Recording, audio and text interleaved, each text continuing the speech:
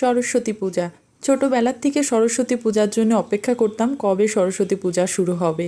আর আজ সেই দিনটা চলে এসেছে। আমরা সপরিবার মিলে সরস্বতী পূজার মার্কেট করতে চলে গেলাম। মানে কেনাকাটা, প্রতিমা কিনেছি, ঠাকুরের জিনিসপত্র, ফলমূল সব কিনেছি তার আগের দিন। সকালে ঘুম থেকে উঠেই অনেক কাজ ছিল, আর জানিনি বাসায় অনেক কাজ থাকে, তারপর দুইটা ছোট বাচ্চা থাকলে আরও বেশি কাজ।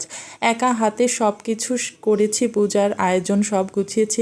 হ্যাঁ, আপনাদের দাদাও আমাকে লুচি ভাজতে সাহায্য করেছে, সেও অনেক টুকটাক কাজে সাহায্য করেছে। বাচ্চাদের নিয়ে বসে পড়লাম, মানে ঠাকুরমশাই চলে এসেছিল, তারা পুরো করে তাড়াতাড়ি যতটা পেরেছি গুছিয়েছি।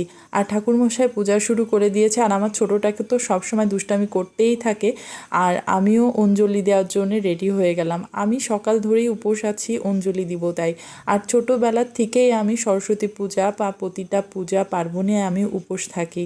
আর সরস্বতী পূজা যখন থেকে জানতে পেরেছি ঠাকুরকে প্রসাদ না দিয়ে, কুল প্রসাদ না দিয়ে কখনো কুল খেতে হয় না, তখন থেকে কিন্তু আমি কোনো দিনও কুল খাই না।